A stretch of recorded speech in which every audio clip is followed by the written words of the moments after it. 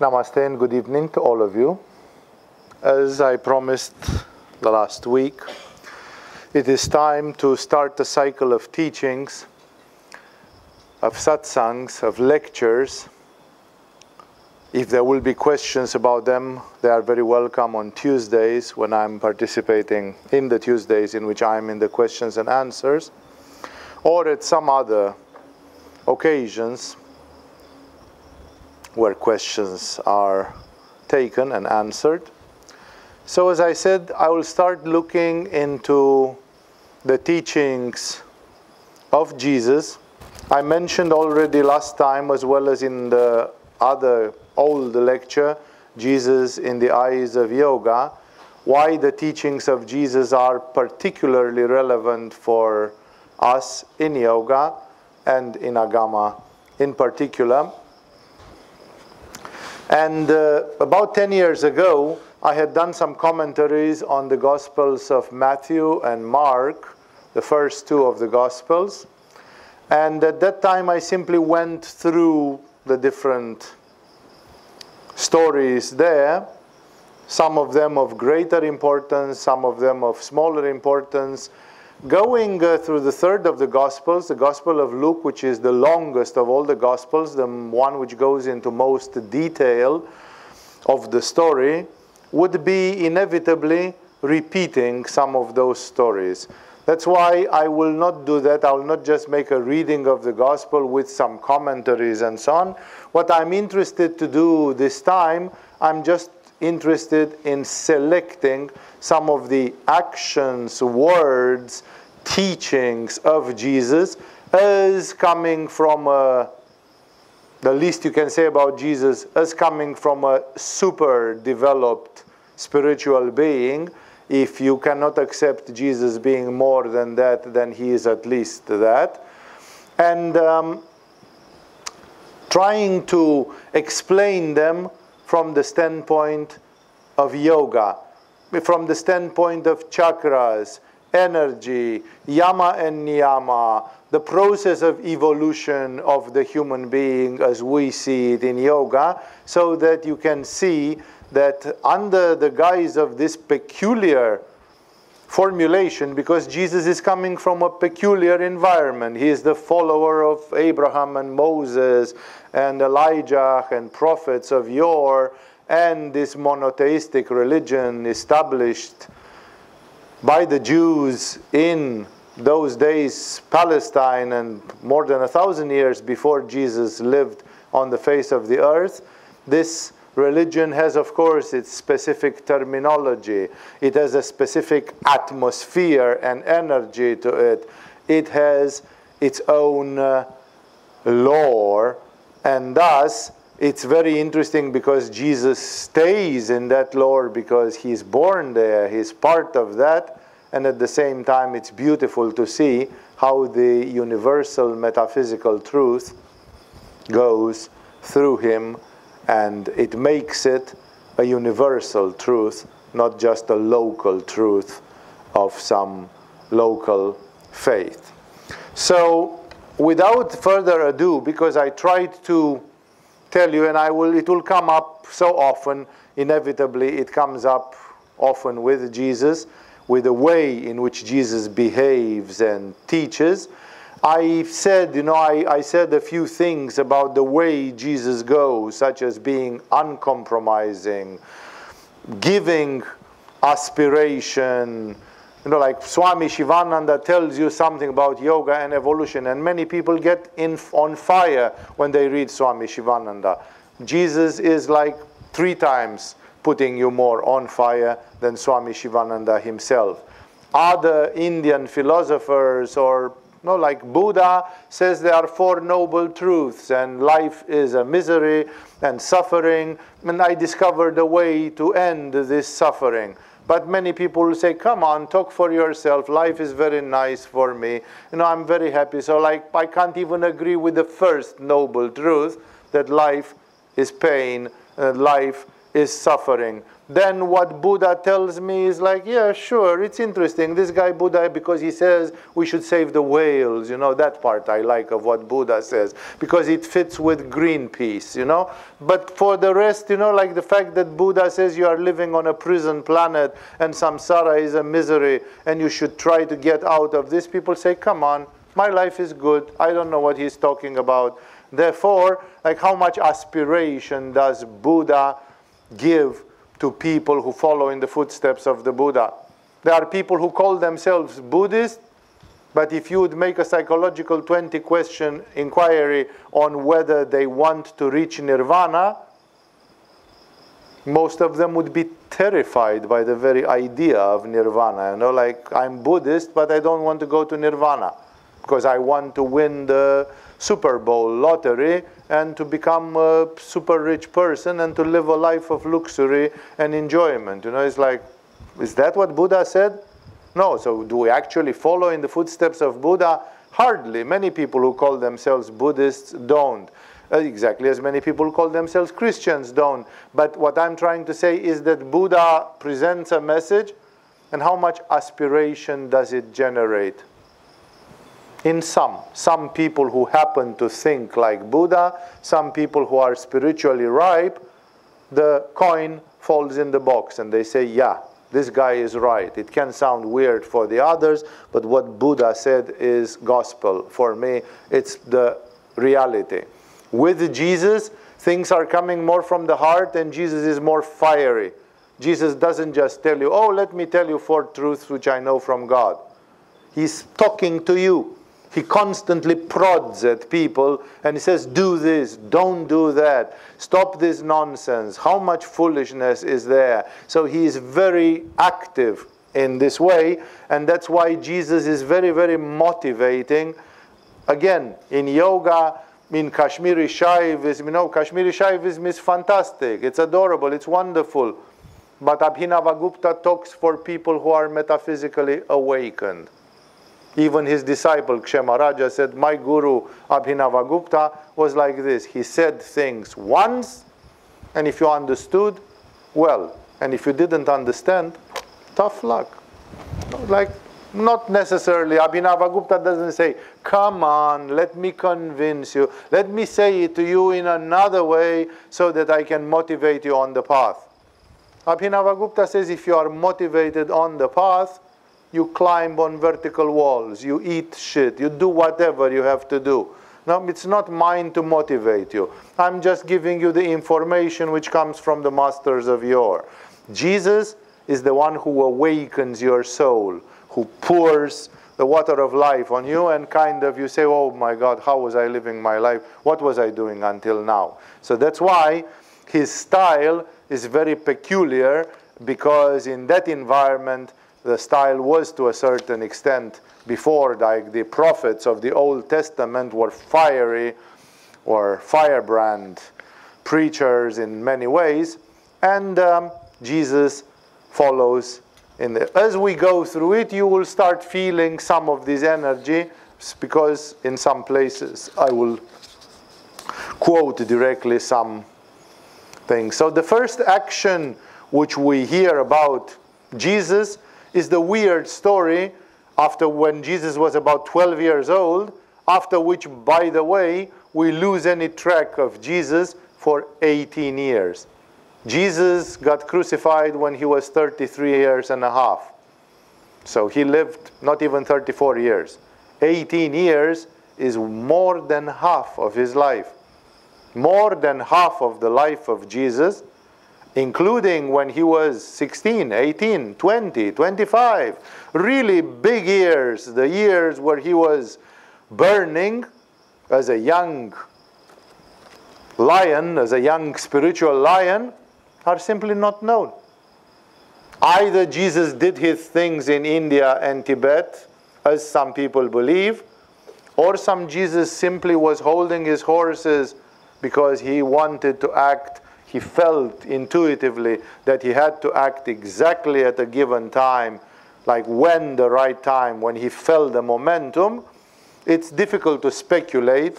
You can Like Paramahamsa Yogananda, you can try to make some yama with Jesus to find out what was in the heart of Jesus, what kind of person Jesus was and what he was doing. And again, even then, you don't know 100% scientifically if you got it right.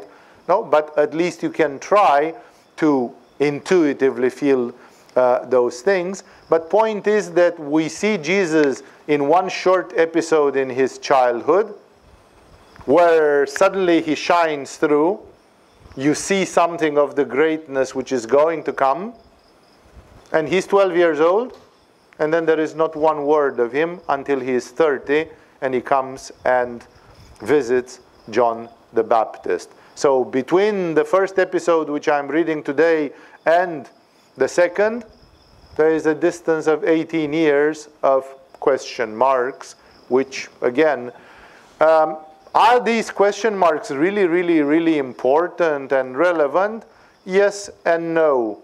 It's more an intellectual curiosity. I remember I was participating, I was told words by a man who was considered to be a very, very spiritually accomplished person in Christianity. And he said that there was a dialogue. He participated to a dialogue, and people said, if you would have Jesus personally in front of you for 5 minutes, you could ask him just one question. What would be the question that you would ask of Jesus if he would personally come to you, show up to you physically today? And somebody among the people who came up with questions was, where were you in the missing 18 years?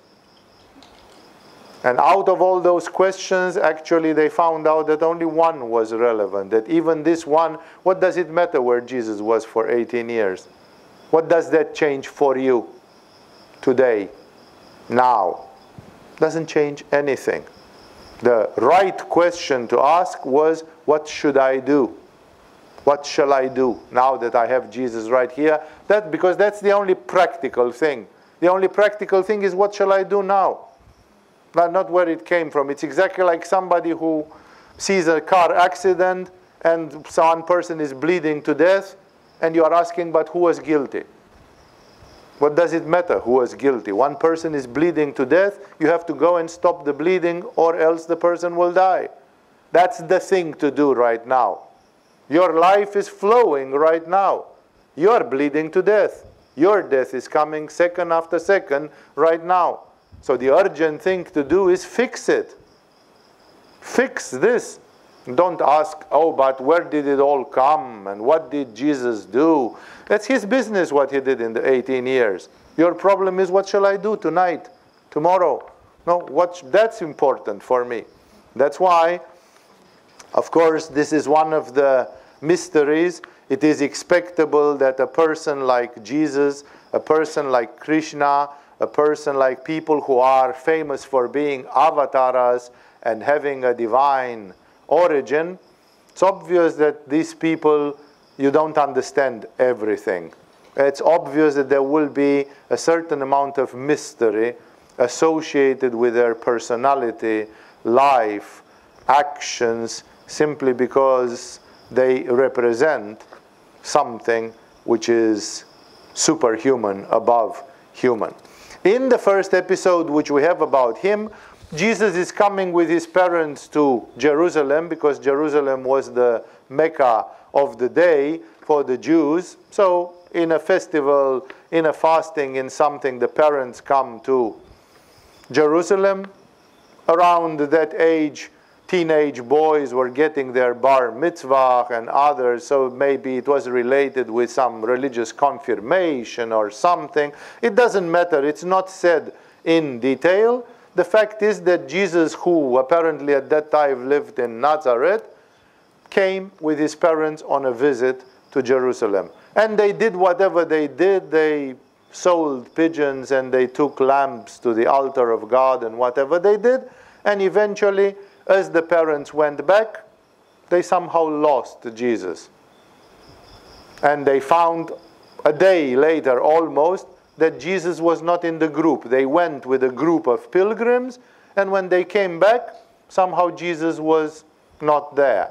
Of course, that's a bit strange. It shows that this group community thing was strong, because normally parents would hold their child by the hand, but they assumed that Jesus was there, which shows a pretty detached attitude from the parents in those days, like children were being raised by the collectivity, by the group, and Jesus was supposed to be like in a kindergarten with the other children, and somehow they say, by the way, where is he? Oh my God, you know, I think we dropped him in Jerusalem. And then they had to go back to find him. And then they found him in the temple, in the big temple, where, as it is said, that everyone who heard him there in the temple, he was joining the conversation at the age of 12, no? And everybody who heard was amazed and at his understanding and his answers. He was a sort of a whiz kid, a prodigy, a genius. It's never been explained properly, and this episode doesn't explain it, if Jesus at that time was aware of 100% who he was and what he was going to do 18 years later. People have very split opinions about this, and therefore I can give you only a personal opinion on this. In the world of yoga, very seldom some people had a prior knowledge of their spiritual greatness. For example, the great Indian yogini Ma Ananda Mayi, mentioned among others in the autobiography of Yogananda, a famous spiritual figure of India who died in 1982, Ma Ananda Mayi claimed in her interview with Paramahamsa Yogananda that she had had states of samadhi, of superconsciousness, and therefore of knowing the answer to the question, who am I, when she was 2 years old already. So basically, when we look at the history of Ma Ananda Mayi, there we don't see the history of a Buddha. Buddha is a person who doesn't know who he is, lives until the age of 29 in a palace, in luxury. It's true his father is cheating big time and is protecting him from everything, because there is a strange prophecy which says that this young boy could take the path of the jungle and become a yogi, and his father doesn't want that. The family wants you to be a carpenter and have sex with your wife and make 3 kids. Then your dad is happy. If you come to Swami Vivekananda in the jungle in Thailand, your father goes apeshit, because now you're not becoming the medical doctor which your family wanted you to become. So it's the same thing ever since history. It was the same in the time of Buddha. Why the father of Buddha didn't want his son to be a yogi? A yogi is a total hobo, is a loser, is a madman, is like, we want him to be prince, king, everybody, the family wants to rule over your future and to tell you, you shall be a doctor, you shall be a carpenter. And when you are not, then that's the first place where the family starts getting mad with your choices. So Buddha discovered the reality of life when he saw a dead man, a sick man, an old man. And then Buddha got a cold shower. It was a moment of awakening where Buddha said, wait a second. This world is not like my father has shown it to me for 29 years. This world is shit, and I just discovered it today. And then he was so shocked about this other side of reality, that there is so much pain and ugliness and dirt and unpleasantness in the world, and ignorance and all the rest, that he decided to do something about it. And he had a strong spiritual heritage. He was an old soul, and he decided, I'm going to find an answer to this. And intuitively he felt he could. And then he ran in the jungle and he did 6 years of meditation. And after 6 years, one day sitting under that Bodhi tree in Bodh Gaya, he got the answers. So Buddha is the example of a very advanced soul who, when he was 28 years old, couldn't remember anything. If you ask him, Buddha, who are you? He would have said, I am Prince Gautama, sitting here and getting a fun life. So he did not remember. And that is the case with 99, maybe 99.9 of the spiritual seekers.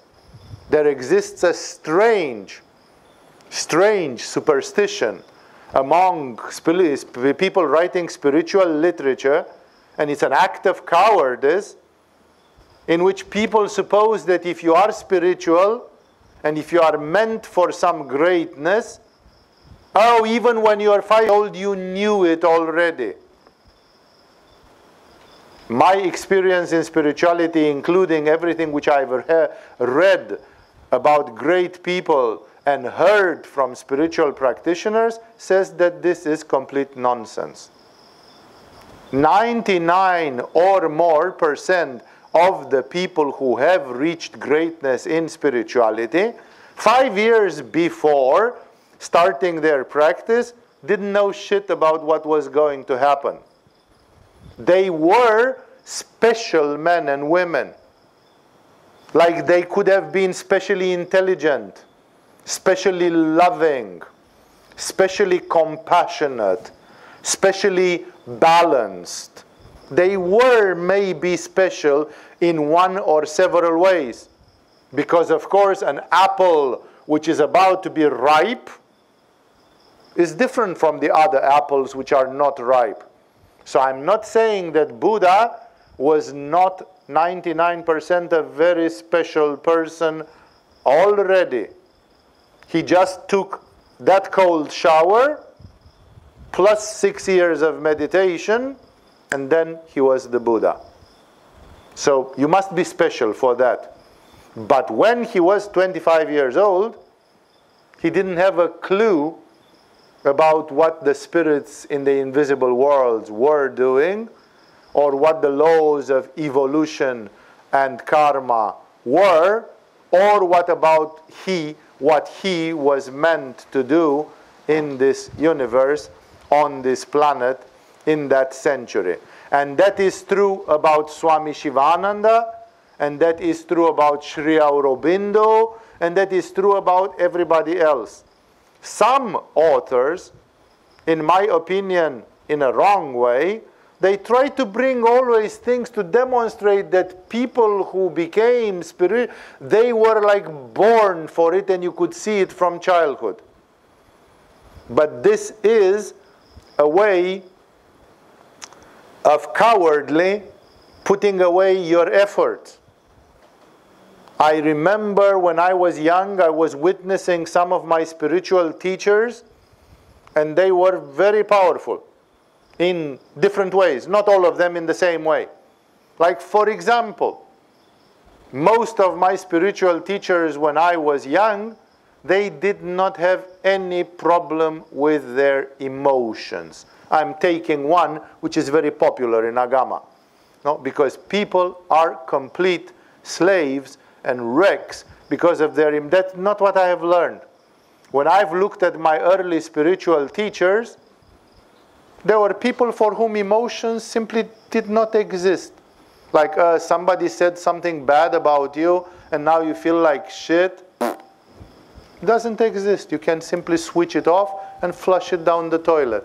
It doesn't exist. You don't get turned off or something by some emotion.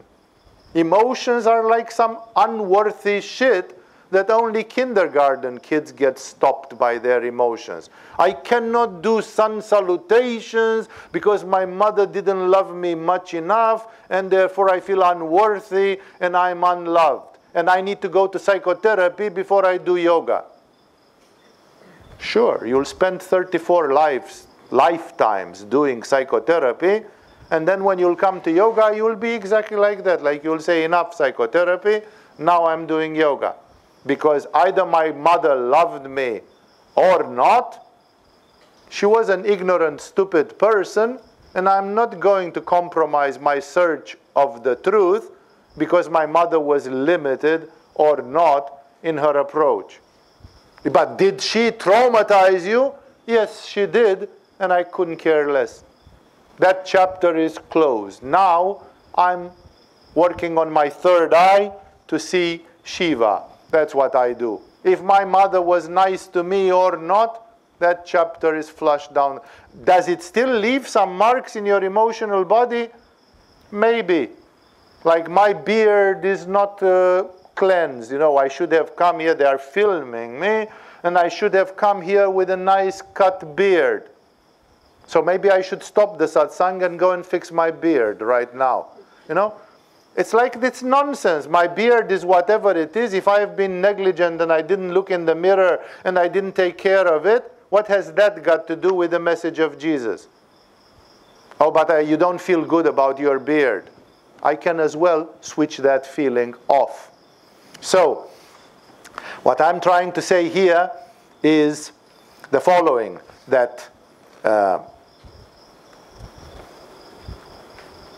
it's true that people who do spiritual quest are special in a way, because according to the Hindu and Buddhist beliefs, if you are a hardcore spiritual seeker, you may be here just out of curiosity.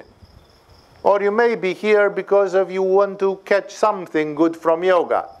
But there are some of you in this hall who are considering themselves spiritual seekers.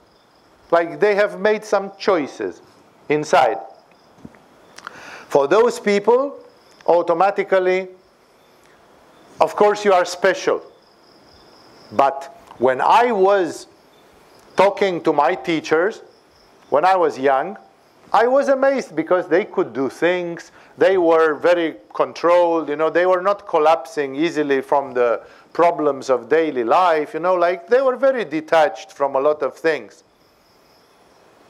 Now, I've seen one of my teachers when his mom died. His mom passed away unexpectedly, you know, and so on. And I could see how he reacted, you know. How did a great yogi react when his mom died like this? Did he started rolling on the floor and crying? And like, was he attached? Was he ignorant? Was he, you know, or was he constructive, spiritual, and everything? So many of these yoga teachers, when their disciples would ask them, you know, about something, they said, look, take me as an example. I'm doing this and I'm doing that. What a human being does, another human being can also do. So why don't you do like me? And then people would always say, yeah, Walter, but you are Walter. People always find a defense for not doing spiritual effort. They say, Walter is Walter. Swami Vivekananda is Swami Vivekananda. You cannot be expected to do what Swami Vivekananda does. Funny thing is that Swami Vivekananda, this one, actually expects you to do what he does and more than what he does. So cut that crap, because the same kind of crap is used about the spiritual masters. Ma Anandamayi, she was in Samadhi when she was 2 years old. And she knew who she was. No, you can't compete with that. Did you know who you were when you were 3 years old? You didn't. So what Ma Anandamayi, that's a way of saying I will never be par with Ma Anandamayi. Because she was a higher class. She was a special caste of people, and I'm not that kind. There have been spiritual people that have had glimpses in their childhood. Not only Ma Anandamayi. Paramahamsa Yogananda, in a recent documentary made about his life, seems to have said to some pupils that he realized even that who he was, his condition, even when he was in the womb of his mother. That he had conditions of self-awareness when he was not even born physically, when he was a fetus. Jiddu Krishnamurti, the controversial spiritual teacher in England, was discovered by the Theosophical Society when he was 6 years old, and he was experiencing states of samadhi. And the Theosophical Society immediately adopted him, and they wanted to make him their messiah. Like, you are going to be our king, because you can, like Ani Besant and Leadbitter and all this, they were talking about God. But they couldn't see God. None of them was enlightened. While Jiddu Krishnamurti was just a 6-year-old boy from India who could see God, who could be in states of samadhi. So like, hallelujah, we discovered the Messiah somewhere in the countryside in India, and so on. So they tried. And he was the darling of the Theosophists for a while, and then he got fed up with them and he dropped them. But Jiddu Krishnamurti allegedly had states of samadhi when he was 6 years old. So would it be impossible that Jesus was already an awakened spirit when he was 12 years old? It's not impossible, but it doesn't feel right, because I think he would have acted in a different way. A typical example of a young man who reached spirituality quite early in India was Shankaracharya, Adi Shankaracharya, who lived in the 7th, 8th century, the creator of the modern Vedanta, the renewer of the Hinduism in the 7th, 8th century. Adi Shankaracharya reached the state of samadhi when he was 16 years old. And he did karma yoga as a guru for another 16 years. And so Adi Shankaracharya left his body younger than Jesus and not crucified by anybody. He was 32 years old when he put his legs together and he said, farewell. I've done my karma yoga. I came to do this. But you're just 32 years old. Auf Wiedersehen. Sayonara, I'm out of here. So we have seen examples of people who have reached spiritual greatness young. Remember Buddha, Gautama Buddha was 35 or 36 years old. Buddha didn't do any spiritual work until he was 29 or 30. And then he started full on, full power. And by the age of 29, he couldn't remember anything, like I'm Buddha and I'm sitting here and wasting time. He didn't know he was the Buddha to come. Therefore, please remember this. 99% of the people that achieved greatness in any religion and spirituality in this world, when they started, they didn't know what was going to hit them. The only thing which they had was aspiration. Like, these people were great seekers. They knew that something is amiss. They knew that something is wrong. They knew that the world cannot give you the answers that you are looking for. They knew that they had to do something special. They were old and wise even when they were young. And thus, they tried something else than most of the people on the street do. Yes, in this way, they were special. But they didn't know who they were. I personally would say that the dialogue which follows, the very, very brief episode in which Jesus is mysteriously forgotten by his parents, and then he's found in the temple, of all places, surely demonstrates that the spirit of Jesus was magnetically attracted to religion, to God, and therefore he was definitely a very special spirit. On the other hand, if Jesus, at the time when he said these words, he knew that 18 years later he was going to be the man who would change history, I personally don't think it sounds like that. Therefore, I think that Jesus, like Buddha, like Swami Shivananda, and like many others, at some point he did some practice. What took Jesus 1 month probably takes other people 20 years. Like Jesus, because he was Jesus, practice might have gone incredibly quick, because it was just a thin veneer of ignorance hiding the real nature of such a colossal being. So again, Jesus was special and there would be differences. But strictly speaking, I personally don't think that Jesus, if would have met with Ramana Maharishi, and Ramana Maharishi would have said, "Who are you, young boy?" He would have said, "I'm consciousness and bliss without end. I'm Shiva, I'm Shiva," like Shankaracharya. That's the answer to that question of Adi Shankaracharya. Therefore, I think, and I would like to share a thing with you, because we are at this time in this satsangs, I'm trying to show you how some secret laws of nature work. And why do I think that? Because also the power of Jesus to move people is way too big for somebody who got it served on a silver tray, like, okay, you are born enlightened, now do your thing.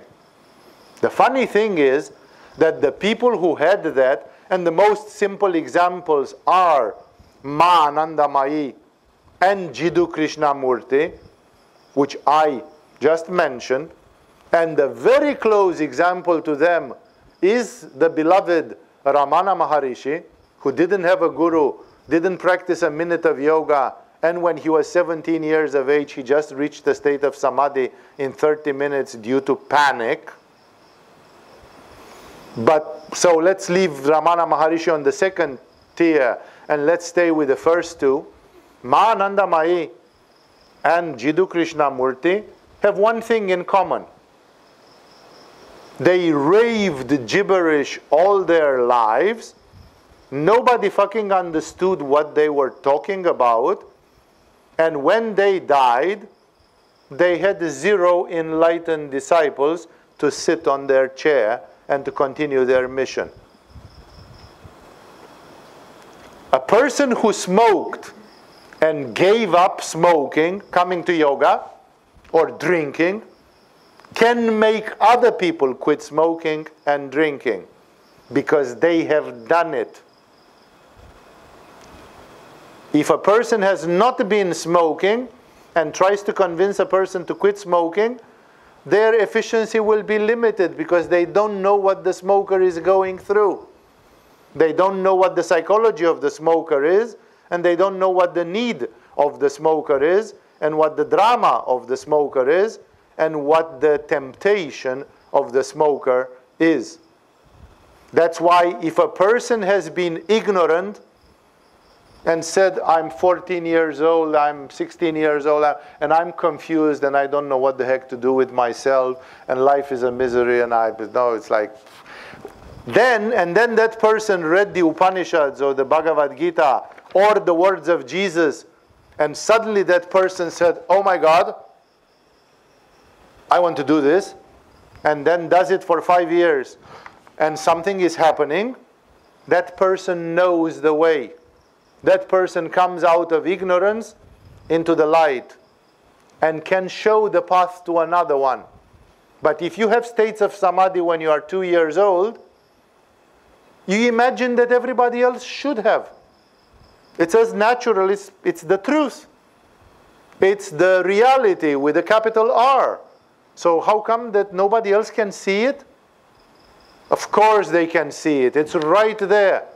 Robert Monroe was the owner of the capacity to do astral projection and lucid dreaming. He created the Monroe Institute, and he wrote a legendary book in America called Journeys Out of the Body. And I, who was not doing astral projections when I was a teenager, I was wondering what is the great secret what Robert Monroe says in his book. I can sell you the book of Robert Monroe in 30 seconds. The whole book of Robert Monroe is 299 pages where he tells you where he has been in his astral body, which is just a teaser. And there is one page in that book where he says, how was I doing it? Oh, you lie down on your back, you kind of relax. He doesn't mention relaxation as a technique. And then you imagine that your astral body is turning like this on the right side. And actually your physical body lies on the back, and your astral body goes like this. And then your astral body is free, and the physical body is lying in bed. 1 million people have tried this shit. And it didn't work to any one of them. Because Robert Monroe did not develop this method from the level of ignorance and incapacity. He was born with it already. And in a stupid way, he believed that it will be as easy for everybody as it would be for him. Oh, you just roll like this. Try to roll. Every night when you go to bed, try to roll. And let's see how many of you become astral project. If you do yoga nidra every night, if you use mantras, if you use additional technologies, of course everybody can do astral projection. But the Robert Monroe is a wonderful astral projector and a lousy teacher. Ma Anandamayi is a great yogini and a lousy teacher. She can't teach you how to wake up because she was born woken up. Jiddu Krishnamurti, when he died, he had 0 pupils, and in the last interview which he gave to I forgot whom, for one of his famous interviews, it's all recorded with Krishnamurti, he says, I have spoken for 70 years and nobody understood me.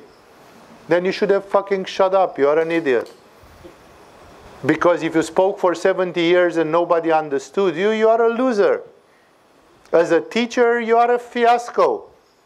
Swami Shivananda was an ignorant man until the age of 35 when his wife died. He started yoga at the age of 36. He did yoga like crazy for 10 years. And he became a great guru and enlightened being. And when Swami Shivananda died, he claimed that 34 of his disciples had reached states of samadhi. Jiddu Krishnamurti spoke for 70 years and got zilch. Paramahamsa Ramakrishna, who had a state of samadhi when he was 6 or 7, so he was almost there, he got 12 disciples. Swami Shivananda, who is the most modest of them, like he didn't have a state of samadhi when he was 5, Swami Shivananda got 34. So out of them, it's topsy-turvy. The one who was most enlightened as a child was most inefficient as a teacher, and the one who had to really fight hard, that one became a real good teacher, a motivating teacher. Jesus is such a motivating spirit that for me, I believe that Jesus went through the process of forgetting and remembering. Because then he understood the nature of forgetting and the nature of remembering. People don't understand it. I have heard so much nonsense in some literature that people make their big eyes like, did Swami Vivekananda just say that 99% or more, they actually don't remember they are in this category? Yes. That's what it is. The people like Ma Anandamayi and Jiddu Krishnamurti and even Ramana Maharishi, they are a minority.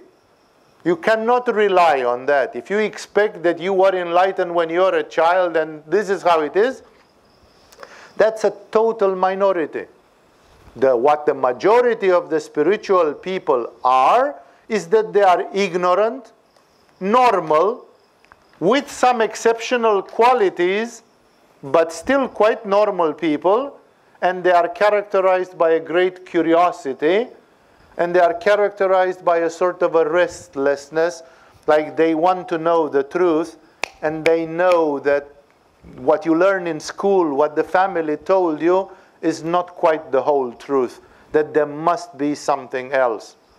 So, I personally think that Jesus is in that category. Remember, the people who started from a comfortable spiritual realization, paradoxically, they have proven to be very ineffective as teachers. may be wonderful as human beings. I'm not saying anything bad about Krishnamurti or Mahananda Mai as human quality, as person. But as teachers, very uninspired, not knowing how to start from where the people are when they start.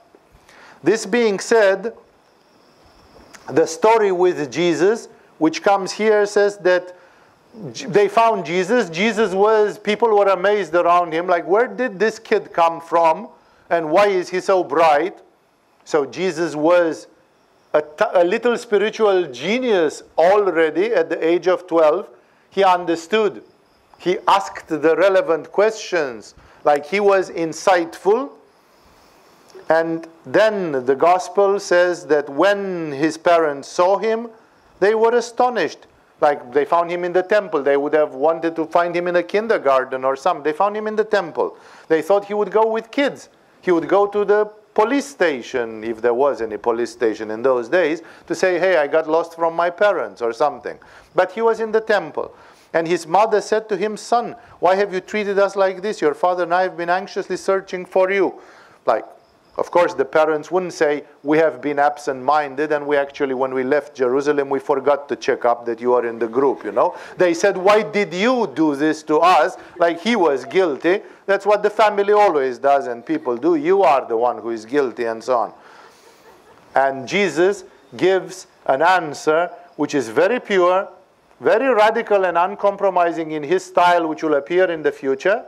And of course, for a child of 12, the answer is a little bit big-headed or arrogant, you know, like, sure, you know, like, now you didn't need. But it's like a bit of a cold shower. It shines. Something is shining. Like you can see, whoa, you know, what kid that I know would give such an answer? That's perhaps the first, or one of the first recorded sayings of Jesus. And he says, why were you searching for me? Didn't you know I had to be in my Father's house? Like, you should have come straight here, because you should know that I belong to God, and therefore I will be in God's temple, because I'm made for this. I'm cut for this. This is my future anyway. Very straight, but still a bit like in modern times, somebody would say, don't talk back to me, Jesus. You know, you are a naughty boy and you haven't been with us. You know, like he's talking back. Yeah, why did you have to search? Didn't you know I was with, like, okay, now he's playing smart. Is a little bit, as a kid, you'd say, well, if that was wisdom, it was a bit of a impolite wisdom, you know, like he could have simply said, Mom, Dad, forget about it. I'm glad you found me, you know, but he just wanted to serve them a lesson, you know. Well, Jesus is a great server of lessons in his mission, but of course he doesn't do it egocentrically. When he was a child at 12, he was just a child at 12. There were lots of things which he didn't know about life, which he didn't know about a lot of things, and therefore the answer is coming a little bit blunt like this. But under the bluntness and clumsiness of this answer, you can see that something is shining. Like only one child in a billion would give such an answer. Like Yogananda, when he was 7 years old, he wanted to go and live with yogis in the Himalaya, and he and one of his friends, they just jump in a train. And of course, the railway company caught them 100 kilometers later, packed them, and sent them back to their home. Like, boys, what are you doing alone on the railway, you know? But like, how many kids did you hear that they wanted to go and become yogis in the Himalaya? Even in India, at the age of 7. I mean, kids want to be firemen. Kids want to become policemen. They want to become doctors. They want to become airplane pilots. No, anybody wants to be a yogi? Obviously there was something in the samskaras of Yogananda that a kid at 7 who didn't have a specially yogic family, just a normal Hindu religious family but not specially yogic, would say, yeah, I'm gone. I'm to Himalayas together with little Walter. Here we go to the Himalayas, to the caves. No. So yes, you can see special people about some people with spirituality. Maybe there is something in your lives as well. No, not always. Don't look for like, oh, if you didn't have any glimpse of genius when you are 7 years old, it means you are not made for yoga. That's completely not true. There are many gurus who, when they were 16 years old, they were pretty normal people. Again, with some qualities. I'm saying that the emptieth time, like yes, but still not more than just highly developed, that's all. And then spirituality came on top of that as an awakening, as a remembrance. And after he gives this cheeky answer, the text says, but they did not understand what he was saying to them. Like, you know, like if the parents are not there, they will say, yeah, sure, stop raving, let's go back to Nazareth. And, you know, like it was just a funny episode, like a weird episode from the standpoint of the family, that they lost the kid, they feel guilty, they came back and they made him feel guilty, and he gave them the finger and he said, but I'm in the house of my father, you should have known. And like, okay, let's forget this, let's just go back to Nazareth, you know. It's just one of those weird things, like we'd better not think too much about it. So this fact is very important for you to remember. The forgetfulness can be so heavy that even highly developed spirits will not remember sometimes. We have a big example, like Ramakrishna is supposed not to be just a huge yogi, the prince of the yogis, and other such things. Ramakrishna is actually suspected by many people that he was a minor avatara, like Krishna or something. So, like he was really, really big on the scale of events and so on. And Ramakrishna, he had a few states, like when he was 6 years old or something, he saw some beautiful aesthetic scene, and then he fainted with delight, and he entered into a raw form of samadhi, not the high ultimate forms of samadhi, but into some primitive form of, into some simplified form of samadhi, just because of aesthetic pleasure. Because he looked at the nature, and then he fainted at 6, at the age of 6. How many children did you hear that they saw a beautiful sunset and they fainted? If you know such a kid, that's probably Ramakrishna number 2. No? So it's like it's seldom. He was very sensitive and so on. This Ramakrishna, who obviously knew what the matter is, and who had to do 12 years of puja to Kali to reach enlightenment, like Ramakrishna was really working hard.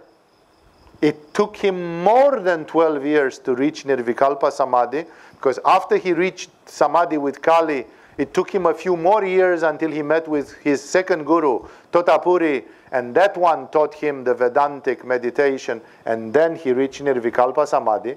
So Ramakrishna took probably around 16 years to reach to Samadhi, and he was Ramakrishna. Ramakrishna himself had a legendary disciple who made history in Indian spirituality, and who is the exact counter-example, or the exact example of what I'm trying to demonstrate here at this point of my presentation, of my discourse. I'm talking about the great Swami Vivekananda, my namesake, who lived 120 years ago, and who is one of the big yogis of 19th, 20th century India. And I like to call him Swami Vivekananda the Great. Swami Vivekananda the Great was in a very peculiar situation when he met Ramakrishna. Swami Vivekananda the Great was from an aristocratic family, and in India that matters a lot. Being in an aristocratic Kshatriya, being from a Kshatriya family, which is the families of the kings and of the Rajas and Maharajas, and this, he was well educated, he was scientifically minded, he held some university or higher education degrees in those days, and he was a rationalist, which is a polite way of saying that he was pretty much of an atheist. He didn't believe in God. Moreover, Astrologically, he was a Capricorn. Don't get afraid if you are Capricorns here in the crowd.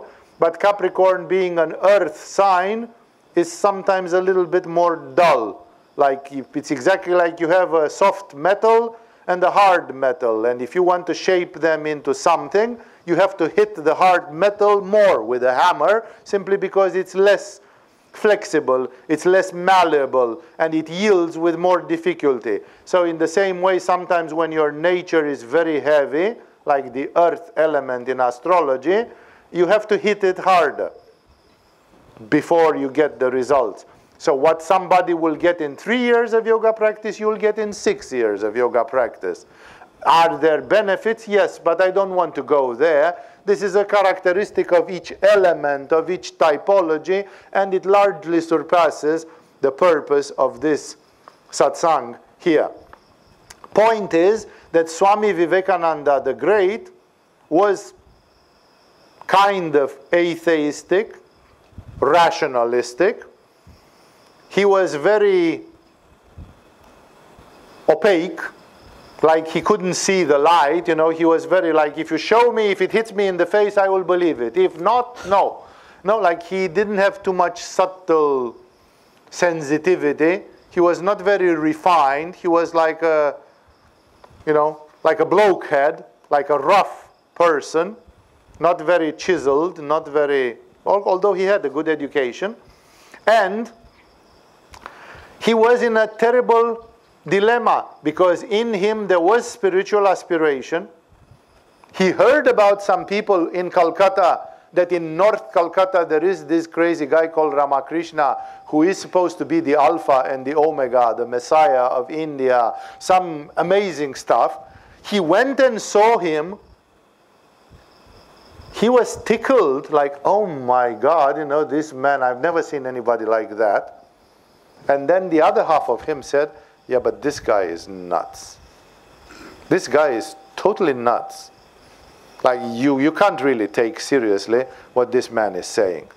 His rationalistic core was like, oh my God, no, no, no, no. And some part of him said, oh yes, yes, yes, this is the real thing. And he was like one step forward, one step backward, one step forward, there was something in Ramakrishna which fascinated him, and there was something in Ramakrishna which scared him to death. And he would not budge. He would not go. There were disciples of Ramakrishna who said, okay, sir, tell us what to do. And Ramakrishna said, 1 hour in the morning, 1 hour in the evening, you meditate with the mantra Aum, and I'm teaching you how. Like he gave them some tapas. He gave them some sadhana. Like here in the school, no, you learn yoga level 1, level 2, level 3, and you have something to do at home. There is a practice, and if you really want, you do it. And if you are just a theoretician and a philosopher, you just come and go to level 15 in Agama, and at home you are not doing anything. Because you don't really want to. If you want to, you do it at home. You are burning for it, and you find a way to do what is really, really attractive to you, what is really serving your purpose. It's like Buddha would have wanted to find the answer to the questions of life, but he would have forgotten to sit under that tree. No, if you are a Buddha, it's part of this that you sit under that tree every day and you do your meditation. So Vivekananda, the great Vivekananda, he was not yet motivated to do practice. He was fascinated by Ramakrishna, but he was not motivated to do practice. And the rift, the tension in him was growing. I anticipate Ramakrishna later, a few years later, declared that when he saw Vivekananda first times, he realized pretty soon that Vivekananda in a previous life had been a great, great, great yogi, a great, great spirit. That great spirit, Ramakrishna saw him that he was one of the Sapta Rishis, one of the 7 Rishis that created the Vedic tradition. That's huge. That's huge. The whole Vedic tradition is originally based on 7 great rishis, sages, 7 great sages, which are the foundation of whatever happened afterwards with Ramayana and Mahabharata, and all of India came from the Sapta rishis, and then this support of Rama in Ramayana, of Krishna in Mahabharata. That's the backbone of the Indian culture, soul, and spirituality. And Ramakrishna said this guy, Vivekananda, was one of the Sapta rishis. But if he was one of the Sapta rishis, then he's supposed to be an enlightened being. And now he's coming and visiting you, and he speaks shit about you. He says you are crazy. He doesn't meditate. So this is what I'm trying to tell you. According to Ramakrishna, Swami Vivekananda the Great was a very enlightened high spirit who, when he was born as a child in the 19th century India, in Calcutta, forgot everything. Not by mistake, just because that's how things are, by design. 99% of the spiritual beings that are being born, in the beginning they are behaving like almost normal children. They are just like every Tom, Dick and Harry, with some interesting signs to them. Like when Tibetans find the Tulku Lamas, the little kids that are supposed to be incarnation of great Lamas, they ask them some questions. They look at the body. They do some tests because they know that if a kid is truly a very spiritual person reborn, by the time that kid is 2 years old, 3 years old, 4 years old, 5 years old, the family would have noticed something, that this kid is a bit unusual. But you can't really say how unusual. Maybe the kid is just autistic or something. That's also unusual, but it's an unusual in a not so bright way. So, yes, what I'm telling you here is perfectly right. Great spirits can be born on earth, and that's happening all the time, and they will forget who they were, and they will be a bit special, but not more than that. And some of them will have to work hard. Remember, Ramakrishna did spiritual search for 15, 16 years before he reached full spiritual awakening. And he was Ramakrishna.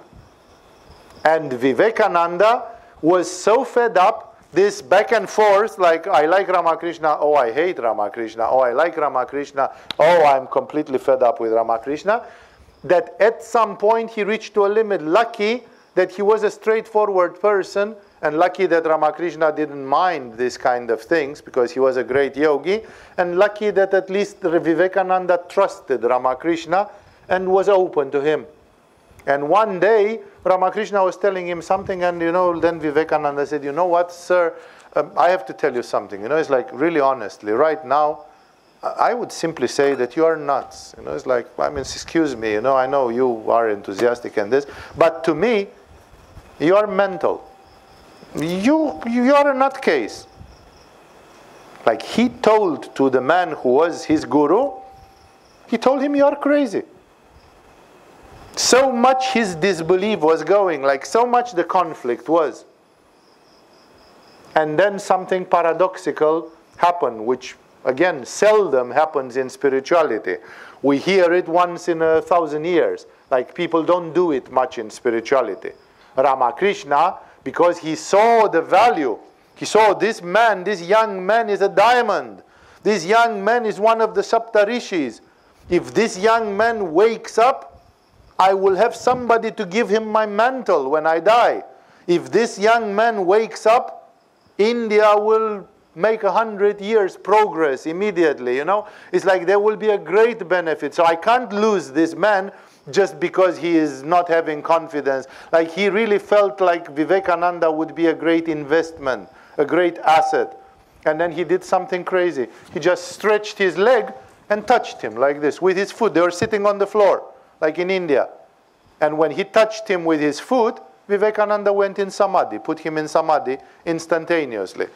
That's not a matter of spiritual practice anymore, right? That's a fucking miracle. You know, like Vivekananda simply said, you know what, enough of this bullshit. Bam! You know, and just gave it to him like this. And then Vivekananda, the skeptical, was like, gone. And he stayed 3 days. Ramakrishna kept him in samadhi 3 days, you know, like to give him the full Monty, you know, like no more bullshit, not like me coming, like go for it. He gave him, and people were coming and said, but what happened to Kumar or Mohan or whatever he was called in his name, because he got called Vivekananda later. At that time he was called some Indian name. Mukunda or whatever his name was, it doesn't matter, you know. And people were coming, and Ramakrishna was there doing his thing, and this guy was like a stone. Hours, hours, hours, then tomorrow, still there, you know, like not pissing, not shitting, not eating, not drinking, just like stoned completely. And people said, what's happening to Kumar or something like that. Ramakrishna always told them, leave him, he was asking about this too much. Now he's tasting it and he can see what it is, you know, and he'll give me a break finally, you know, with all his stupid doubts and so on. No, this is not happening too often. But please realize, a man who was supposed to be one of the Shapta Rishis, therefore born as an enlightened being already. Not like Buddha. Remember, Buddha was not an enlightened being when he was born. Buddha was 99% of a Buddha when he was born, but in his life, like Gautama Buddha, it's declared clearly in Buddhism, I'm not doing any offense to Buddha, it's declared that that was the first life when Gautama Buddha reached Nirvana. So it was his first life as a Buddha. First time when he reached it. Where for Vivekananda the Great, this life in the 19th century which he lived, for which he is famous, it was not his first life as a Buddha. He had been a Buddha even 5,000 years ago, when he was one of the rishis. So he was born as an enlightened being, with the necessary forgetfulness. It was planned that he will become a spiritual seeker and that he will remember. But even that is not 100% sure, because the future depends on a lot of choices that we make. And therefore there are metaphysicians, and in the group of Ramakrishna, it was said, you know, if Ramakrishna didn't touch him with the foot, would Vivekananda have made it to Samadhi? Or he would have continued being a bullshit skeptic person, going one step forward, one step backward, and so on. No, we don't know. So it is possible that a person who was born enlightened, if they have a very impure and difficult body, with a strong ego and a very strong reason, that person doesn't even manage to remember who they were before they were born. And then people say, I mean, of course, this opens the door to endless questions. Because people say, oh, so if he was enlightened and he came here and he didn't remember, and he didn't meet with Ramakrishna, and he didn't remember he was enlightened, and he didn't practice, and then one day he dies, is he again prisoner in samsara? No. When he dies, then he realizes all of it, and then he says, oh, shit, I've been in a life where I forgot to get enlightened again. I forgot to remember my enlightenment. So basically I lost 100 years. I was there for nothing. I just ate and slept and had sex and converted oxygen into carbon dioxide. But I forgot to do what I was going to do because I had a plan. I had a dream. You know? And because I kind of didn't... Is it possible for an enlightened being to live a life where somehow they don't manage to break through? There are cases. For example, one of my gurus was of the opinion that the American poet and philosopher Walt Whitman was such a case. That Walt Whitman was an ex-great yogi who even had states of samadhi, and he was not sure if he was crazy or enlightened. and he didn't pursue it. Like Walt Whitman should have meditated with the mantra Aum, and he should have done the Shirshasana, the headstand, you know? But there was nobody to tell him, Walt, you are made for this shit, man. Wake up. Do it, you know? Do what Buddha did. Sit under a tree, and because you are 90% there already. Somehow it didn't happen, and everything stayed in the twilight zone. So don't think that enlightenment is guaranteed. Even if you are enlightened and you get born, you may forget, and that forgetfulness may hold. And then when you die, you recover, because enlightenment is a permanent condition in the big picture. But you remember too late. So it is possible that here on earth, even great spirits are subjected for a while to forgetfulness. This episode with Jesus, which is the first episode that we looked into, this spark when he was 12 years old, shows that there was something really great in him, that he was uncompromising, direct, that he had a sort of uncanny intuition that this was what a human being should do. But if it demonstrates that he already knew, I personally, as a yogi, this is not something which we can demonstrate. It's never been stated clearly. But I personally would say probably not. Probably not fully. He just had a very, very great lucidity and a very, very great aspiration. And in the years which came between 12 and 30, when we see him again, then this process of awakening has happened. If this process took that actually he sat down and meditated, or it just came as he became a teenager and he grew up and spontaneously, or that we don't know. There is a lot of speculation, and we don't know how did Jesus come back to this thing of being Jesus. But obviously a big shock was for him what is happening next, which is about meeting with John the Baptist, because meeting with John the Baptist, that's when he clicks into it. That's why the next paragraph, I will go on a little bit more. Usually we do 8:30, 10:30. If I start 15 minutes late, I would like to give you that time and maybe stay until 10:45 or something. So I hope it doesn't get too late for you. The next thing which I found in the Gospel of Luke, like the next event or story, which is not directly about Jesus, but tells us something about the teachings of that time, is that it mentions John the Baptist, because the next step is that Jesus goes to John the Baptist and gets baptized by him, which is a topsy-turvy action, because Jesus is much, much bigger than John the Baptist. John the Baptist is just a dude, and Jesus is something else. But we have to understand something of the context. The text of the Gospel tells us something about this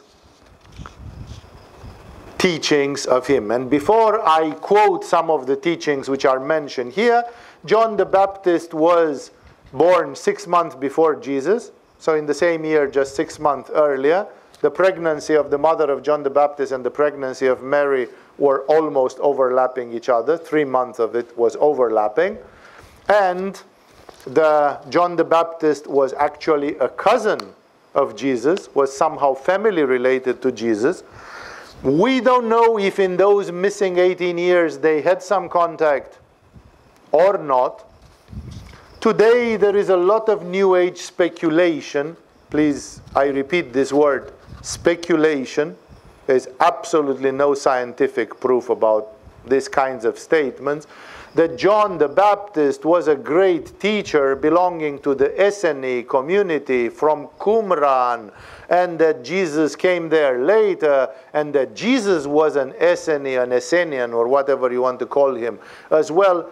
There is no absolute evidence about this.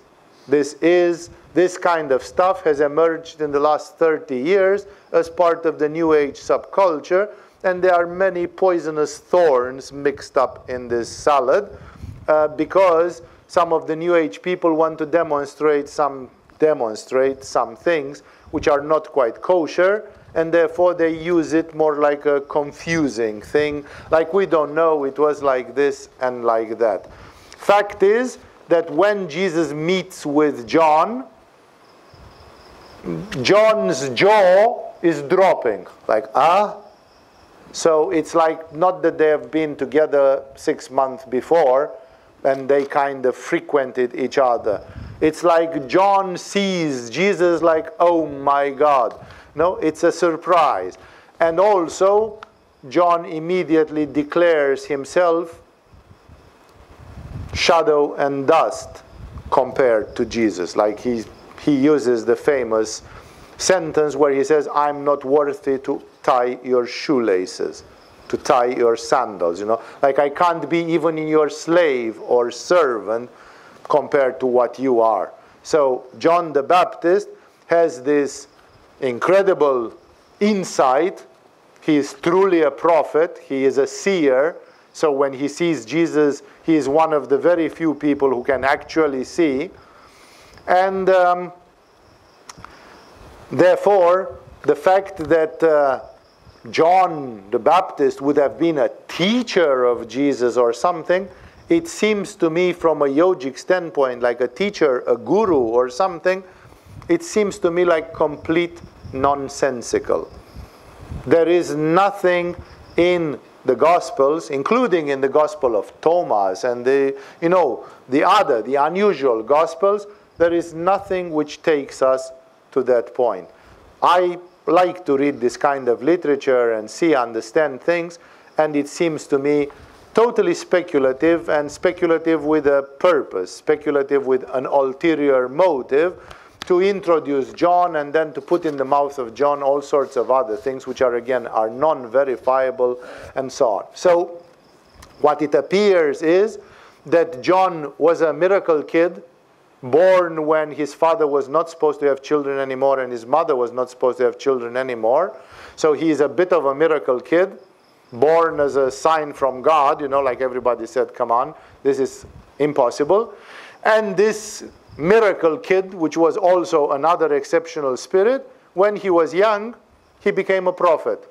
We don't know if Jesus was geographically in that area also or not. We know that John went into the desert and he started preaching and going in the footsteps of the prophets of yore. So by the time Jesus is 30, and either he comes back from India, or he comes back from Egypt, or he just wakes up from Nazareth and says, okay, now it's time for me to start, whichever is the trigger, in the moment when Jesus goes and he knows about John, and he wants to meet him because he realizes that's part of what's going to happen. His intuition is right. And therefore, he goes to attend to this famous John who started earlier. If Jesus started doing something public, at least in Israel, when he was 30, John started doing stuff in Israel when he was 20. So he had already 10 years or something of intense spiritual activity. So what was, first of all, John doing? It's important because Jesus takes the mantle. There is a continuity there from the old prophets. And John the Baptist is considered to be, like in Christian mysticism, John the Baptist is considered to be the greatest man on earth. Because Jesus was not a man, Jesus was God.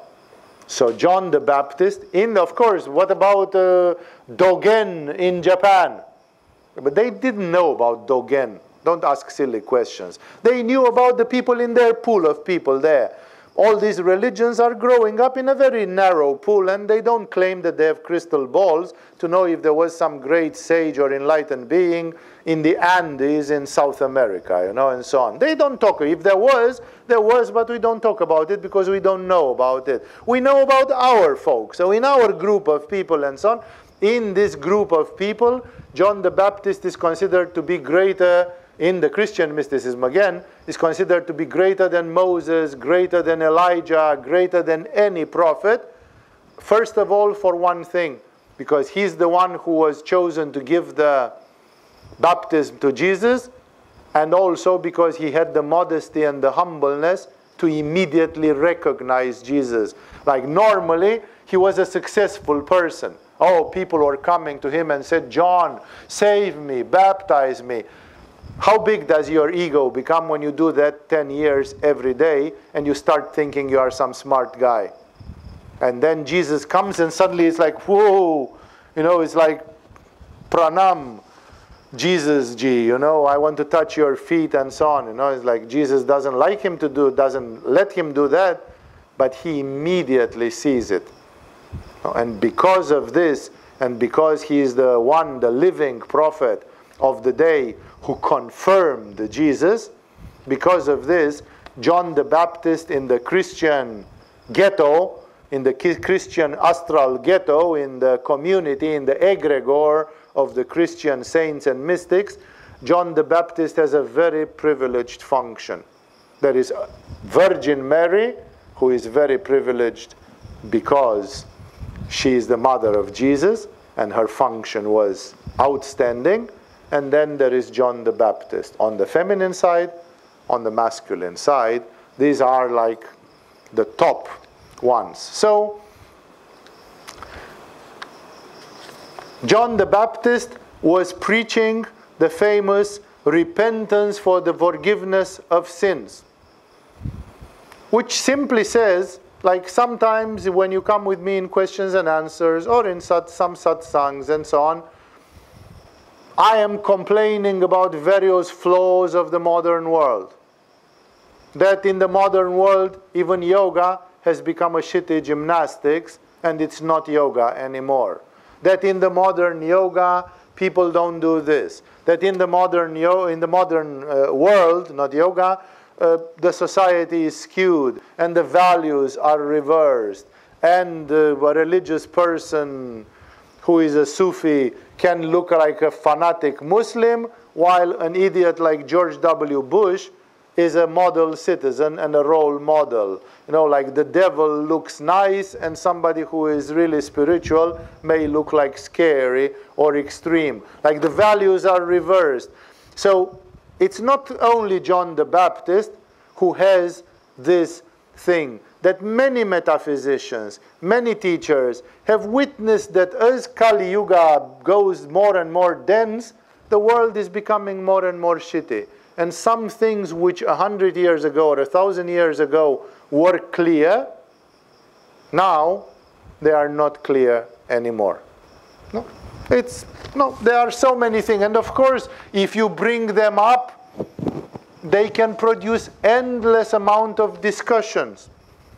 Revolt, riot, you know, it's like I was looking at some news now with some dialogues about abortion or no abortion for women in Northern Ireland or something like this. No? But ultimately an abortion means that there is a human being coming to the world and that human being disturbs you. Because you won't be free if you let that human being come. And then you kill that human being. No? It's like there can be a very tough view on abortion if you look at it very, like Mother Nature gives you a child and you say, no, this will mean that I'm going to be a slave for the next 18 years. I don't want that. I want to fuck freely, travel freely, do whatever I want, so I kill this one. It is. It's definitely not a very natural and pro-life type of act, So perhaps 100 years ago or 1,000 years ago, people would have been much more adamant about these things. Today, everybody agrees like, hey, what have you got? People want to have fun. Yeah. And then do we put up with killing their own offspring? just because they want to be free? No. What? And then we ask ourselves, what would Jesus do? What would Buddha say? You know, it's all, and the modern society has very little Vishuddha chakra. It's very impure in this way. Like, people are not puritanic, and if somebody says, no, go by the Quran, go by the... People say, come on, you are a fundamentalist, you are a fanatic. Those are written 1,000 years ago. You can't go... You know? So the question is, should you stay puritanic, fundamentalistic, or like Jesus in all he does, and in this environment here in the Bible, these people are very fundamentalistic and very puritanic. And John the Baptist makes no difference. He says the world has gone wrong. The same thing was said by Greek philosophers, and in the 20th century, there are at least two of the great metaphysicians of the 20th century who wrote to the same effect, to the same meaning. Like Julius Evola, controversial Italian metaphysician, he has a famous book which is called Revolt Against the Modern World. Revolt. Like, he is revolted by the modern world. He says, people, stand up. The modern world is a shame. No, revolt. He is revolted by the modern world. And René Guénon, the great French metaphysician René Guénon, he wrote a book in parallel which is called The Reign of Quantity. The reign of quantity, like the modern world is not looking at quality, but at quantity. You know, it's like it doesn't matter how you made your first million, it matters that you have $1 million and you can drive a Rolls Royce. Then people kiss your ass or whatever, you have facilities, but it doesn't matter how it was done or what's the quality there. So he again writes a word against the modern world, that the modern world is ruled by the rule of quantity. It's quantity, not quality anymore. So it's not new. What I'm trying to say is that what John the Baptist was doing 2,000 years ago, it's not new. Every time there are prophets and seers and fundamentalists and conservatives and puritanic people who complain about the fact that the human being, that the human race is making rabat, is making compromises to the quality and is going down, and says, yeah, okay, let's also do that. You know? And then somebody like John the Baptist goes through the roof and says, people, are you crazy? Repent. You are full of sins. You are living in a world which is corrupted, and if you want to avoid burning in hell, you should stand up and do something radical. No, don't go like, oh, okay, you know, we live in a corrupted world and so on, and maybe we should give some alms to the poor. John the Baptist says that's not enough. No, just a little bit of karma yoga that you give some alms to the poor is not compensation enough for the shit in which you live. You have to do something more radical. And that something more radical, according to John the Baptist, is repent. Change your ways.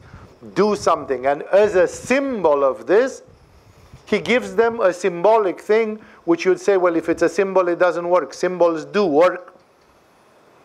And he gives them a baptism. But he tells them, this baptism which I give, he tells it with other words, you'll see. He says, this baptism which I give is a symbol. Because he says, I baptize you with water, but he who comes after me, he is baptizing you with fire and Holy Spirit. And he says, like, that's the real deal. What I'm doing here is a surrogate until that other fellow is coming.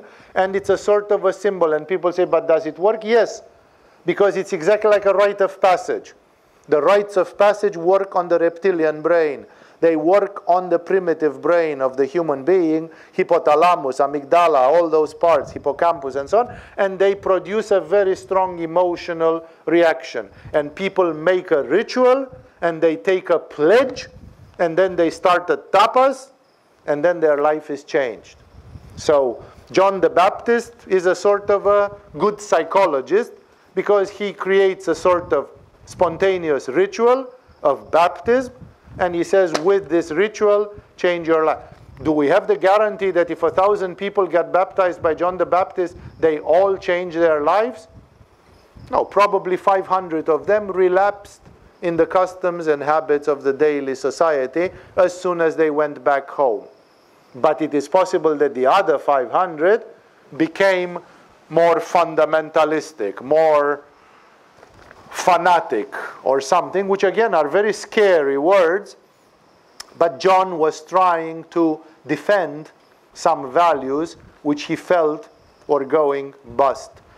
At the time of John the Baptist, Rome was ruled. When John the Baptist was born, the year 0, the Roman Empire was run by an epileptic called Julius Caesar. The Greek civilization was drowning in confusion and other things which are controversial. The Egyptians were dead spiritually. Moses had beaten the shit out of them 1,000 years ago already. The Babylonians and all the other Gentiles in the area, they were terrible. Even when Muhammad came 6 centuries later, he found them in a state where they were worshipping some black stones fallen from the sky, you know, and so on. Like, it was really, really primitive. All the area was primitive. And the Jews, who in the middle of all this caboodle were the only monotheistic religion who were supposed to have some spine. It's true that they had some Manipura and some law and some rules, but they had lost very much the heart and the spirit of it. And because of this, the kings of the Jews, like Herod, Antipas, and those, as well as the rabbis, the priests of the Jews in those days, they were very, very selfish. Manipura, Ajna, dominantly Manipura type of people, bent on power, on ruling the masses and exploiting them, like Karl Marx, who says that religion is the opium of the people. Yes, the rabbis were selling the opium to the masses, you know, and therefore everything was very corrupt. Even Judaism was very, very low. Don't forget that the Jews, for those of you who know the Jewish history and look at it from a Jewish perspective, the Jews had an instrument of contact with God from the old days called the Ark of Alliance, like in that funny movie with Indiana Jones and the Lost Ark, right? Where is that Ark? That Ark was lost 500 years before Jesus. They didn't even have it. Today there is journalistic speculation that maybe it's hidden in a church in Ethiopia or something like nobody knows. Like, you have the Ark of Alliance, which is the symbol of the contact with God, and 500 years before Jesus you lost it. But you know, in the army, every military unit has a flag. And if the flag is stolen or destroyed or lost on the battlefield, that military unit is closed. It's cancelled. It's like the honor of the whole military unit is in having your flag. If you lose your flag, you are dishonored and you cease to exist as a military unit. How do you have a symbol that in your temple there is an instrument of communicating with God, but you lost it 500 years ago? Then it means you are not communicating with God anymore. No? And then at this time you have one like John the Baptist. Of course John the Baptist is very bitter and very angry and very fiery because he can see that the society is going down. The rich, well-educated Jews, they were going in the footsteps of the Romans. They were speaking Greek language. They were, they were becoming cosmopolitan, just like in the 19th century, the rich Indians, they didn't want to do yoga, like Ramakrishna told them to do. They wanted to go to Oxford and Cambridge, and they would pay lots of money for the rich Indian kids to go educated in Great Britain. The Indians wanted to be sahibs. They didn't want to be Indians. Even the Jews wanted to be Romans. Like even Paul, the future apostle of Christ, was a Roman citizen. It's exactly like people who say, why live in Albania when you can get a visa, a green card, and go and live in America? Go and live where the action is. The action was not in Israel anymore. Israel was a peripheric state somewhere where and the religion was down and people were morally corrupt. And John the Baptist noticed that, and Jesus double noticed that. So don't be surprised by the language of John, by the attitude of John. A little bit more to go, about 15 minutes. He quoted the prophet Isaiah, who said, "A voice of one calling in the desert, prepare the way for the Lord, make straight the paths for him." That's how John defined himself. He said, "Who are you?" they asked him. And he said, "I am a voice crying in the desert." Like somebody says, "People, make straight your ways." But who are you? I'm a voice crying in the desert, which means nobody listens to me. Nobody hears me. I'm a voice crying in the desert. It's the wind and the desert that pays attention to my words. I'm not crying in the middle of a town. I live in the desert, and I'm just a marginal madman who lives in the desert, and I'm a voice crying in the desert. There is at least somebody who dares to tell the truth. No? So he says, "A voice of one calling in the desert, prepare the way for the Lord, make straight the paths for him." Because what an honor still it was for the monotheistic Jews of Israel to receive the visit of God. Realize that if you realize that Jesus was an avatar, what happened is that God in person visited Israel 2,000 years ago and walked through the dust of their footpaths. Why didn't he come to France? Why didn't he go to Ethiopia? No, there must be some reason. There must be some higher reason. And therefore, that's why John says, like, you are going to get a great honor which you don't deserve. We are all fallen and unworthy. At least if somebody would listen to this voice crying in the desert and like make straight the ways of God, at least a few people should still have a heart. At least a few people should still have some purity here, because it's like otherwise we're just going to burn, you know, we're just going to be totally unworthy of this thing which is happening. And then he says something beautiful and metaphysical and scary. He says, every valley, but he doesn't say, he quotes the prophet Isaiah, a prophet who lived 350 years before those days, where prophet Isaiah says, every valley shall be filled in, every mountain and hill made low, the crooked roads shall become straight, the rough ways smooth, and all mankind will see God's salvation. It's a very interesting view, which is almost leveling things. No? Like from the standpoint of the divine, there are 7 billion souls incarnated now on earth. All the 7 billion souls are Shiva. They are God. Each one of the souls of the people living this time on earth is divine, is a spark of the fire of God. It's true that some of these spirits are liars, cheaters, murderers, tyrants, rapists, idiots, and all sorts of things. That's the mask, that's the persona. So some people are very rich, some people are very poor, some people look like very virtuous, and some people look like not. But look at a tree. Sometimes we talk about the tree of life, like a metaphor of the universe, that the universe, life itself is the tree of life. But on a tree, you have the bark, which is rough and scratchy. You have the roots, which are dirty with earth. And then you have flowers as well. And the flowers, you go and see the cherry flowers, and you say it's like paradise. I saw 100 cherry trees with flowers, and it's like I was in paradise. But what about the roots, which are dirty and muddy? What about this bark, which is not very soft to touch and very pleasant?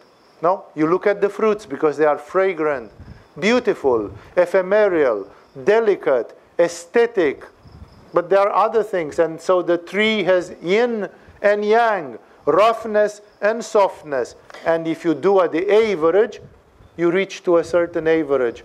What Isaiah says here is that humanity has a certain average. It's almost like Isaiah and these people, they are like Marxistic or democratic. It's like they preach a sort of extreme democracy.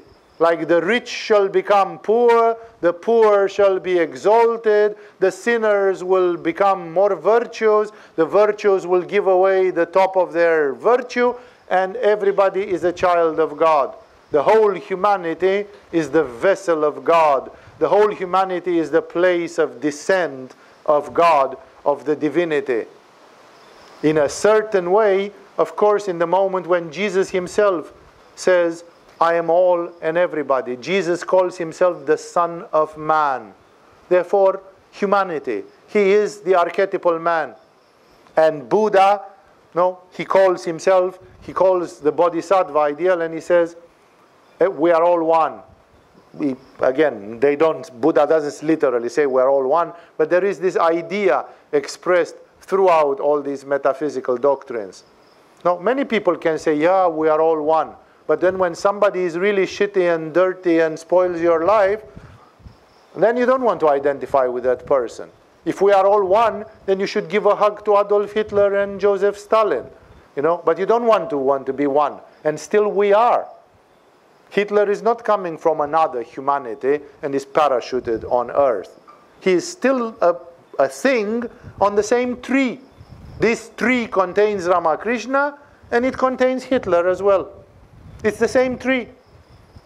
And it's the same tree. And you know, you can say, oh, but the Jews don't like Hitler. Funny, they grow on the same tree. It's still the planet Earth which produced the Jews and Hitler and whatever else, you know. So it's still the same God, the same reality. Of course, people can say, but people don't have the same karma. They don't have the same virtue. They don't have the same outcome. Yes, that's perfectly true. But here, Isaiah the prophet and John the Baptist, they look at it skewed from a certain standpoint. From a certain standpoint, we are all one. And Jesus is right when he says, you gave me food, I was hungry and you fed me. I was thirsty and you gave me to drink. I was alone and you visited me. I was sick in the hospital and you healed me. I was in prison and you visited me. And you are going to say, when? When did we do such great thing? Because we wish we did. And he says, truly I tell you that if you do it to the least of my brethren, to the last human being on this earth, you do it to me. Jesus says if you give food to a hungry person on the street, it is as if you gave food to me personally, Jesus. Therefore, Jesus says, I'm like the last person on the earth. There is something which is common. We are all one, indeed, at a certain level. It's true that the life of a serial murderer like Jack the Ripper and the life of Saint Teresa of Avila, they are like heaven and earth different from each other, and the karma and the outcome. Exactly as the root, the muddy, dirty root of a tree, you touch it and then you have to wash your hands. It's very different from the beautiful flower which lasts for 48 hours. But they are still the same tree. It's still part of the same tree, even if the world has stars and mud at the same time, in the same box. And that's why here the prophet Isaiah reminds us that don't get too exalted by your ego, because ultimately we are all spiritual beings. The spirit of the divinity exists in each and every one of us. And some of us might go to hell for a while, and some of us might be very confused and do terrible things, but still the divinity is present there in a game which is incomprehensible. If you try to understand it with the mind, you cannot. Thus, so quoting the prophet, another 10 minutes, John said to the crowds coming out to be baptized by him, you brood of vipers, who warned you to flee from the coming wrath? Like they were coming to him saying, you are a prophet, you said that the world is fucked up, we agree with you on this one, and we want to be baptized and to change it. Like these were the good guys who really had the intention to do something good.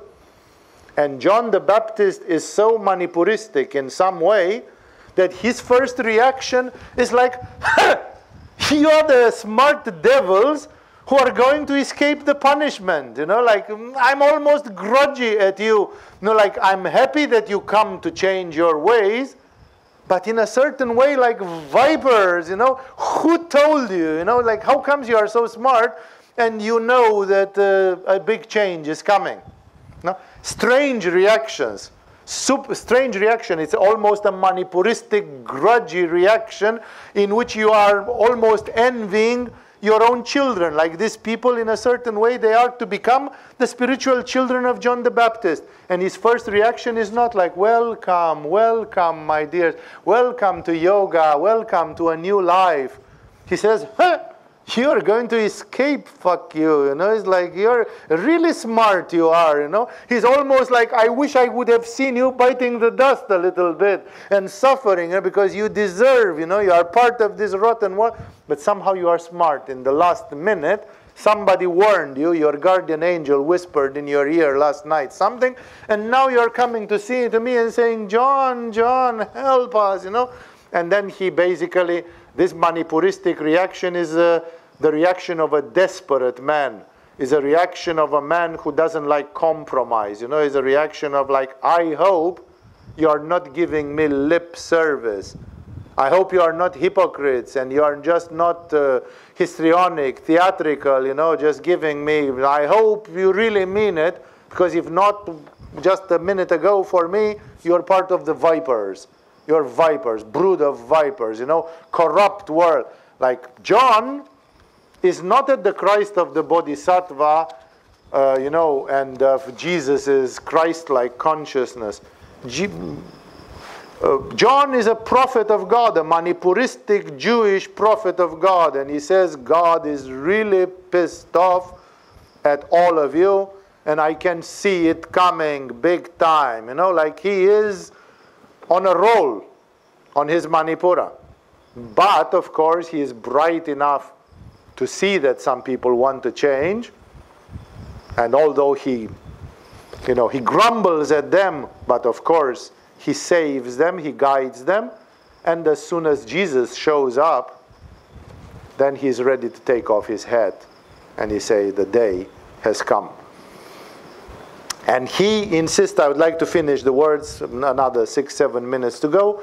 He is giving them some advice. He says, produce fruit in keeping with repentance. Later, Jesus will say, any tree is known by the fruits. Like John the Baptist says, I'm almost worried that your repentance is lip service. Produce fruit for God's sake. Like if you really repent, I want to see something 1 year from now. Like produce fruit. He's almost worried that people are too corrupt and that even their repentance is maybe fake to a certain extent, which means he is very bitter. He is a very bitter type. Of course, as you probably know, and so on, his end came short after this, and he was beheaded by one of the Jewish kings of the time. So when you push it like this, then also the boomerang from the world is like this. Like if you try to sail a boat with 5 kilometers per hour, it produces a moderate pro wave. But if you try to sail a boat with 200 kilometers per hour, then the resistance of the water is huge. No? So this kind of intolerant people, like people who really take this path, it's like Jesus said, he who lives by the sword shall perish by the sword. If you want to kick the world in the balls, then be prepared that the world will kick you back hard. No? Like if you want to be a fiery prophet, be prepared to lose your head. Jesus himself took that mantle and he went for 3 years like a madman, and he ended on a cross. And people say if Jesus would come today, he would not resist 3 years and a half. Jesus would, today, if Jesus would come and do what he did that time, he would be assassinated before 3 years and a half. So, that's of course, so he keeps on his bitter, raving, Manipura, like, really zero tolerance, produce fruit in keeping with repentance. And do not begin to say to yourselves, we have Abraham as our father.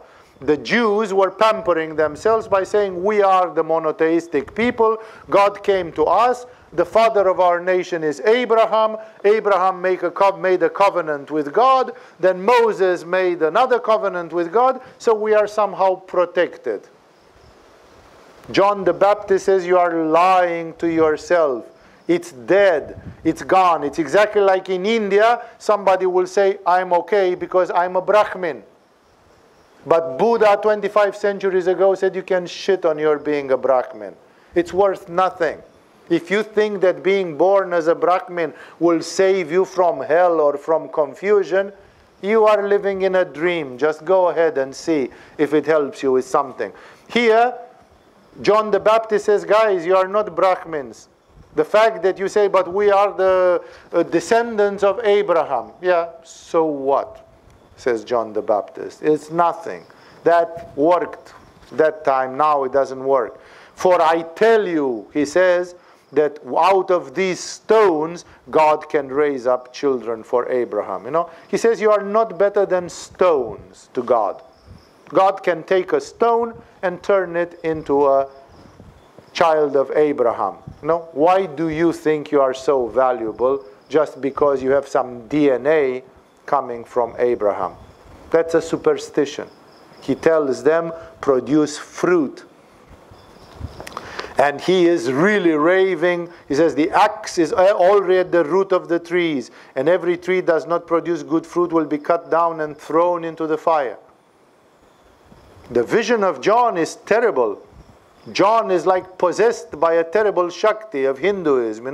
He's like enlivened by Bhairavi or Chinnamasta or something.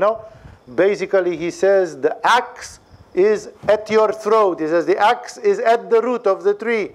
There's just one move to go. Clip. And that's it. He says the axe is, and every tree that does not produce good fruit will be cut down and thrown into the fire. Like basically John has the vision that if you don't live a good life, God will piss on you, burn you into fire. If you don't produce good deeds, you go to the fire. It's like God says, this one is a fiasco. It goes to the, we melt him again, like you make a metallic piece in a metallurgic industry, and you pour and then it's wrong. And what do you do with it? You take the metal and you melt it again. And you say, like if you are not good, God says, another one. This one is not good. No, he has an extremely manipuristic, extremely intolerant. This is a mixture of puritanic things on Vishuddha. John the Baptist has a lot of Vishuddha things, and there is also a lot of Manipura to it. It's a Manipura Vishuddha, not much Anahata. You'll see the difference with Jesus, who brings a lot of the Anahata, and although Jesus is more intolerant than John, or that way, or the same way, nevertheless, the message of love makes things sound in a different way. John the Baptist, I'm not saying that he had no love or he was not loving. He probably understood love, but he manifested in his life, like he felt that his mission was to give to people a big scare and a cold shower, and therefore he shakes people really bad. He says, it's the 11th hour. Wake up, people. God is coming. You are not prepared. Like the Boy Scout type of thing. Be prepared, and so on. And he comes to them, and he's very intolerant in this way. And he threatens. We know that that's not true. Like if a spirit is not good right now, the Tibetan yogis have told us, you die and your karma is bad. You are very animalistic, therefore inferior in your chakras and in the resonance on the lower chakras. You are like this, you are like that. So when you die, either you go to hell to a nasty place. For those of you who did Art of Dying or who did metaphysical workshop, you probably understand better, because I don't have time to go into all the details of it. But in the afterlife, in the astral world, there are many nasty places which can be called hells. The world of the pretas, of the hungry ghosts, the world of the demons, or of the asuras, the world of the titans, as the Greeks called it, and other astral realms which can be highly unpleasant. Even in the astral world of the animals. No? Instead of you going to the people and your dog going to the dogs, you love your dog so much that you find yourself together with 1,000,000 dogs in the afterlife. And you say, what the heck am I doing here? There are no people, you know. I'm surrounded by dogs. You know? Then that's an inferior place. It can't make you happy. Not ultimately, not as a human being, you know, not as spirit. And therefore, the Tibetan yogis and others who have an advanced metaphysics, they would not go for a simplification like this. What does it mean that the axe is at the root of the tree? It doesn't mean that you are going to be fundamentally destroyed. It simply says you are not going to catch the train, the good train. There is a good train going from the railway station now in 20 minutes, and you have to catch it. If you catch that train, you go to paradise. You go to the next level. You go to salvation. You go to some sort of spiritual accomplishment. And if not, we cannot say that everything is lost. There will be another chance in 25,000 years. No? So it's not like everything is lost forever. It's simply that you didn't graduate now, you graduate next time. But John doesn't want to leave it like this. John is the fiery, intolerant thing, and he says it is as bad as if you are cut off. No, don't even take that into consideration. I want you to be scared shitless of that alternative. Don't come and say, John, come on, man, chill out, you know. If we don't make it now, we make it next time. John is like, what? What? There is no next time. The axe is at the root of the tree and you are going to be thrown into the fire. You idiots. Don't even tell me about this. Like, he doesn't want to give you a soft alternative, which will be an excuse for laziness, for letting go. He wants 110% motivation. It's like, give me 110% right now. Don't give me excuses that you'll do it later or next time. This is a very productive way. That's why I say Jesus comes in this stream, in this streak of, in this way of thinking, and that's why Jesus, for some spiritual people, it's very motivating. No, because it's like it's now or never, you know. Don't give me the shit that I do it in the next life. You don't know if there is a next life. Now, or never, you know. Move your ass. There is no reason. If Buddha did it in 6 years, and if Ramakrishna did it in 16 years, why can't you? You can't simply because you don't want. That's the only truth to it. Because if you want, you will do it. No? They have this intolerant thing. This intolerant thing, when you bring it to a person, either that person goes with you, or if not, they hate you and they turn against you. That's the price to pay. This kind of people, they push the envelope. Jesus did the same. And the people who can follow, they say yes. And the people who can't follow, they start hating the person who opened this box of Pandora in front of them, because it's like, you give me no choice. You make things black and white, and I hate you because you make things black and white, because I didn't manage to catch the good train, and then I'm falling on the black side. So it's a very radical way of doing, which in other metaphysics, the Tibetans say, even if you kill 35 people like Milarepa, and still you can reach enlightenment. Even if you go to hell for 10,000 years, when the negative karma is finished, you will come out of hell, because there is no karma which lasts forever. Because if it lasts forever, it is as big as God. Only God lasts forever. And therefore karma, as bad as it is, even if you started a world war single-handedly, and still your karma will not last forever. It can last 1,000,000 years, it can last 1,000,000,000 years, but still it will be over one day. And therefore, in other metaphysics, there is not this feeling of utter destruction, of utter termination, of eternity, of something negative. But John the Baptist has another pedagogic style. His pedagogic style is the pedagogic style of the prophets of the Old Testament, who ruled by putting the fear of hell in people, you know. They just may, and actually it motivated people. Psychologically, sometimes it works in some ways. And I will continue next time, because some people asked concretely, and it's the only gospel in which we have these quotes from John. There's a little bit to go, because different types of people, tax collectors and soldiers and others, they ask John, so what should we do in our job, in our line of work? And John tells them, pam, pam, pam, like this. You do like this, you do like this. Like he tells them what he sees that could bring them salvation, which are the straight paths to God, which is very interesting. Of course, Jesus, John is right.